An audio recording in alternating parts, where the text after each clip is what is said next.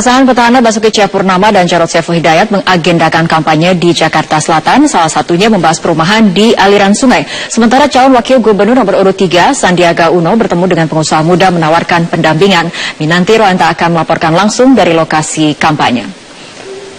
Minanti, kegiatan kampanye apa saja yang dilakukan oleh Ahok dan Jarod? Ya Fitri, tadi siang Ahok pun sempat melakukan belusukan ke daerah Gandaria Selatan, Cilandak, Jakarta Selatan. Ahok pun mendapatkan masukan dari warga perumahan tersebut bahwa di daerah Gandaria Selatan kerap terjadi banjir. Ahok pun langsung melakukan pengecekan aliran sungai, yaitu Sungai Grogol yang berada di belakang perumahan warga. Menurut Ahok, setelah terjadi perubahan aliran sungai, di mana sebelumnya aliran sungai berada di tengah padang golf, yaitu tepat berada di belakang perumahan warga. Dan menurutnya ketika pembangunan padang golf Pondok Indah ini, aliran sungai dipindahkan oleh tim pengembang, yaitu menjadi di pinggir padang golf, yaitu dekat dengan perumahan warga. Posisi tanah perumahan warga pun lebih rendah dibandingkan dengan aliran sungai yang menyebabkan daerah perumahan di Gandaria Selatan mengalami banjir. Kemudian Ahok pun memberitahukan ada beberapa cara dalam mengatasi banjir di Gandaria Selatan ini, yaitu dengan cara memberikan atau membuat suatu alat di bawah padang golf di Pondok Indah ini untuk saluran air. Dan Ahok pun menyampaikan bahwa ini sudah dalam pantauannya, yaitu melalui landscape citra satelit yang sudah dapat merekam bentuk atau perumahan kondisi di Jakarta sejak tahun 70-an, sehingga Ahok mengetahui apa saja perubahan yang terjadi di Jakarta ini. Dan ini merupakan pernyataan dari Basuki Cahayapurnama terkait perumahan di Gandaria Selatan. Mau sekarang yang paling baik banjir itu selatan sama timur. Kenapa? Banyak rumah klaster masuk timur. Beli tanah orang, bikin klaster, tembokin semua. Ini sungai lewat, ditutup tembok, buang. Tenggelam orang kampung. Dan izin ini semua dimainin kayak dulu. Nah sekarang kita potong. Ini tembok dari pengembang juga?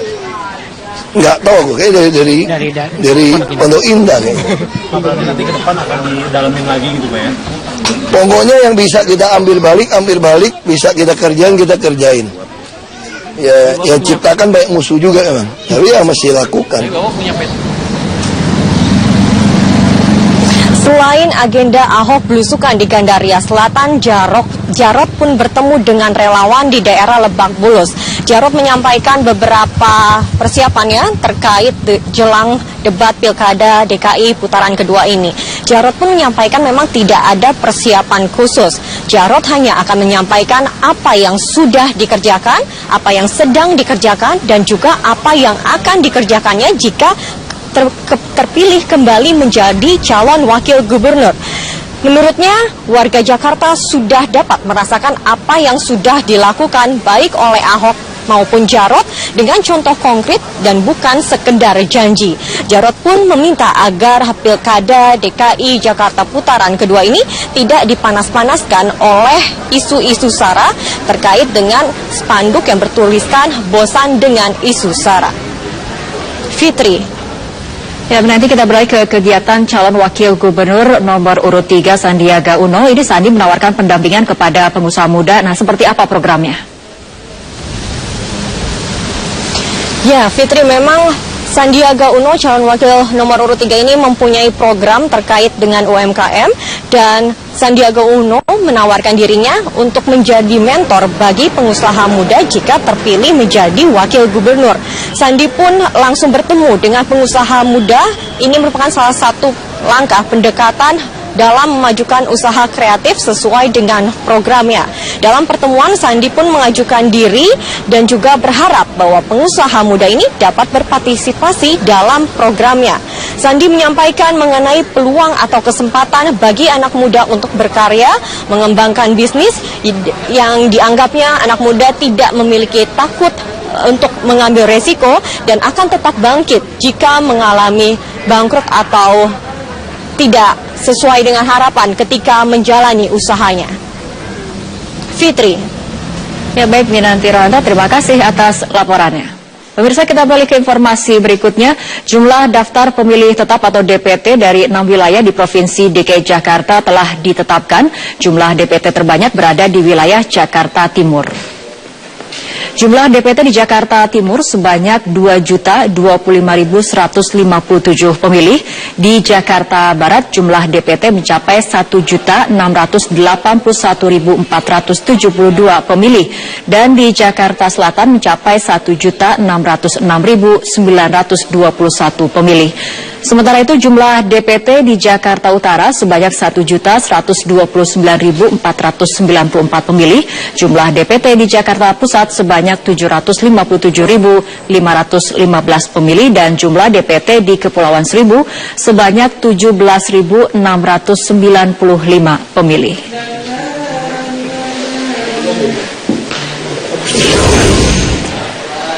Setelah rekapitulasi jumlah DPT Pilkada DKI Jakarta putaran kedua di tingkat kabupaten kota ditetapkan, tahapan selanjutnya akan dilakukan rekapitulasi DPT tingkat provinsi. Dan informasi selengkapnya kita akan segera bergabung dengan rekan Jan William langsung dari kantor KPU DKI Jakarta. Jan, bagaimana sistem rekapitulasi DPT putaran kedua di tingkat provinsi nanti? Iya, Fitri, untuk rekapitulasi DPT di tingkat provinsi akan ditetapkan pada rapat pleno tingkat provinsi yang dijadwalkan akan berlangsung besok pukul 19 waktu Indonesia Barat di Hotel Bidakara. Dan untuk selengkapnya bagaimana sistemasinya, saat ini saya sudah bersama dengan Komisioner KPU DKI Muhammad Sidik. Pak Sidik, untuk DPT yang di tingkat kabupaten kota ini sudah ditetapkan. Bagaimana nanti untuk yang di tingkat provinsi? Apakah diperkirakan akan ada perubahan dari yang sudah ditetapkan? Ya, ada dan tidaknya perubahan ya, tergantung besok di rapat pleno terbuka rekapitulasi DPT di tingkat provinsi. Besok itu memang jadwal yang sudah kami tetapkan adalah tanggal terakhir untuk kita rekap DPT. Kami sampaikan nanti akan kita adakan di Hotel Bidakara jam 19 ya, mulai. Itu kita ingin pastikan berapa jumlah DPT di putaran kedua itu. Nanti kita belum tahu juga apa yang akan disampaikan oleh masing-masing pasangan calon nomor 2 maupun nomor 3 termasuk Bawaslu ya, hasil pencermatannya dari penetapan DPT di tingkat kabupaten kota tadi malam gitu. Berarti dari rekapnya itu nanti akan kemungkinan ada perubahan seperti itu ya, Pak? Ada dan tidak perubahan ya, tergantung nanti di rapat pleno itu. Kita belum tahu juga apa yang akan dipersoalkan oleh masing-masing pasangan calon maupun Bawaslu. Kemudian untuk yang belum masuk dalam DPT, Pak, bagaimana mereka supaya masih bisa menggunakan hak pilih? Ya, seandainya karena DPT ini sudah ditetapkan ya kemarin oleh teman-teman kabupaten kota, kemudian nanti kami rekap di tingkat provinsi besok. Kalau seandainya itu kita sudah tetapkan disetujui oleh paslon, maka bagi warga DKI Jakarta yang memang setelah penetapan DPT namanya belum juga ada tercantum di dalam DPT putaran kedua itu, tetap akan bisa menggunakan hak pilihnya.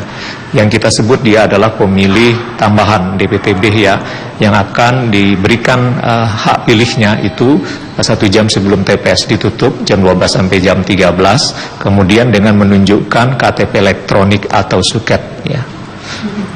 Kalau misalnya yang belum memiliki KTP elektronik itu bisa memberikan identitas lain seperti itu ya, Pak, seperti kartu keluarga begitu ya? Ya, syaratnya hanya 2. Jadi bagi pemilih DPTB saya kira syaratnya 2 yang harus mereka tunjukkan, yaitu KTP elektronik ya atau suket. Suket itu pengganti KTP elektronik. Kemudian saya sampaikan juga kita berharap pemilih DPTB juga menyiapkan dokumen yang lainnya, misalnya KK atau identitas lainnya seperti SIM, paspor, yang katakanlah identitas yang memuat nama, alamat, dan foto diri. Karena bisa jadi kalau KPPS nanti memerlukan untuk klarifikasi, untuk verifikasi, memastikan seseorang itu pemilih DPTB ataupun warga DKI, maka akan diminta dokumen-dokumen itu, misalnya KK atau identitas lainnya, termasuk saya kira yang berfoto ya, yang SIM, paspor, misalnya surat nikah, misalnya begitu. Oke, Pak, kalau kita lihat dari DPS kemudian ditetapkan ke DPT, kan ada data yang diterima oleh KPU itu ternyata ada selisih. Seperti contohnya untuk data pemilih di rutan itu dari 10.000 lebih yang diterima hanya 4.000 saja yang ternyata bisa menggunakan hak pilihnya seperti itu. Kemudian bagaimana menanggulangi seperti itu, Pak? Ya, betul. Jadi ini juga kami sampaikan sejak putaran pertama juga kami mendapatkan nama-nama dari pengelola rutan dan lapas DKI Jakarta itu kurang lebih 10.700-an lah ya. Tetapi walaupun dia menurut pengelola rutan lapas itu beralamat di DKI, tetapi belum pasti warga DKI. Karena data-data yang disampaikan kepada KPU itu tidak dilengkapi dengan nomor NIK-nya ataupun dengan nomor NKK-nya. Jadi untuk kepastian bahwa warga binaan di rutan lapas itu adalah warga DKI, maka tentu saja kami ingin pastikan NIK dan NKK-nya. Nah, kami untuk memastikan NIK dan NKK-nya kami koordinasi dengan Dukcapil. Nanti Dukcapil yang akan memverifikasi, yang akan mencari apakah NIK yang dimiliki oleh warga binaan yang 10 ribuan itu adalah warga DKI Jakarta. Ternyata saya kira kami sudah juga dapatkan hasil verifikasi Dukcapil. Ternyata dari 10.000 itu hanya 4.700-an, ya, atau 4.800-an lah, yang terverifikasi bahwa dia adalah memang warga DKI Jakarta dilihat dari NIK dan NKK-nya. Sisanya saya kira belum ditemukan. Tentu saja kami tidak ambil risiko bahwa yang memenuhi syarat sebagai pemilih yang sudah ada kepastian bahwa 4.700-an itu yang akan kami masukkan menjadi pemilih kami tetapkan di DPT putaran kedua ini. Begitu. Baik, Pak Sidik, terima kasih banyak atas waktunya. Ya, Fitri, saya kembalikan ke Anda di studio. Ya baik, terima kasih Jan Wian telah melaporkan langsung dari kantor KPU DKI Jakarta. Pemirsa, tetaplah bersama kami, Buletin Pilkada akan segera kembali sesaat lagi. Pertama itu